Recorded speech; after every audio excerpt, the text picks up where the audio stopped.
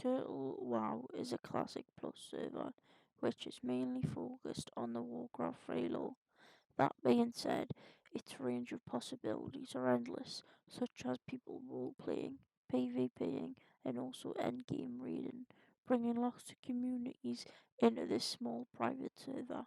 The races that are brought to the table in Turtle WoW are the same, except for in the mix the glorious high elves of Quel'Thalas and the goblins from Kazan, adding another personalization expression to one's inner self.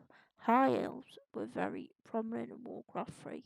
Some may agree that they should have been a race made by Blizzard themselves. Some people may disagree and agree to the Blood Elf route. The goblins obviously added in cataclysm, yet the goblin model in this game is the original vanilla model. Although it could be nostalgic for some, I do not think the goblin female has much customizations as I would like, as it is only one hairstyle and no face changes. But yes, I know the developers put a lot of work into this server and it's so amazing. It brings all the nostalgia back you had for the game. With this being a Classic Plus server, the server has also dedicated to bringing two professions from the alpha client of Vanilla, which is a great move from them. They have scripted it so well. The professions being made are mage lock picking and also the survival profession. Survival is a very useful. You can create campfires which give you a spirit buff for 12 seconds, and also you can craft tents in Turtle WoW.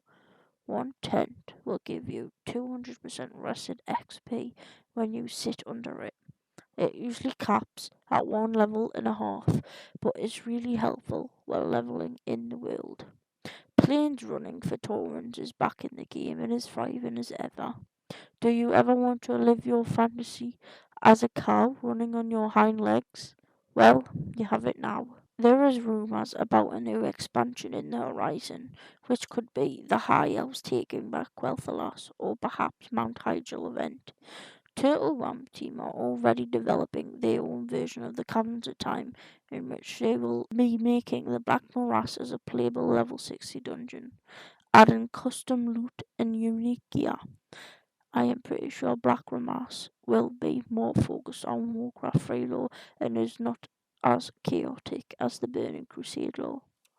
Custom world bosses are also a feature of Turtle WoW, which you can find in the world, such as the Dark River of Karazhan, which is the same model as the horse boss in Karazhan, just a reskin.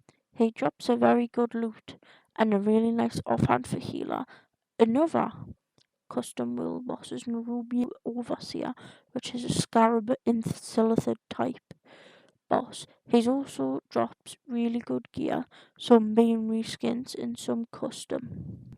In Turtle WoW, it is cross-faction play for the time being, since the population isn't very large at the moment, only ranking at 550 players per midday. The Turtle WoW store is a store on the Turtle Web website in which you donate money and you receive Turtle WoW tokens, which can be redeemed for mounts, pets, race change, gender change, name change, and also additional skins for your character, which you can create in the character creation screen.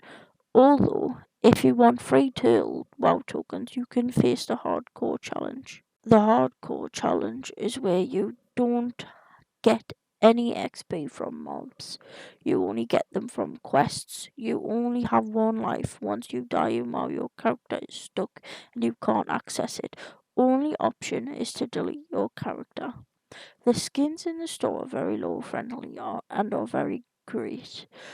We have skins such as Blood Elves, Dark Iron, Dark Ranger, Iron Dwarf, Forest Troll, Ice Troll, and Fell Orc.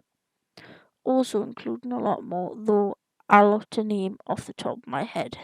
The pros of Turtle WoW are the extra races and how vastly diverse it makes the game seem. Also, the custom content is really good, little niche part of it as well. I really enjoy Turtle WoW I have spent endless days playing and getting to level 60. The cons, however, are the neutral faction. Although expected since it isn't very populated right now, though it does take away the immersion. World PvP and seeing a horde alliance out in the world and watching them like a hawk. Also, I have heard from other players that they have a bad experience with people stealing loot or looting items in the world that wasn't theirs, which is a common factor in WoW, and people like that are quite toxic. So, although the toxicity isn't so bad until WoW, it's still prominent to a degree.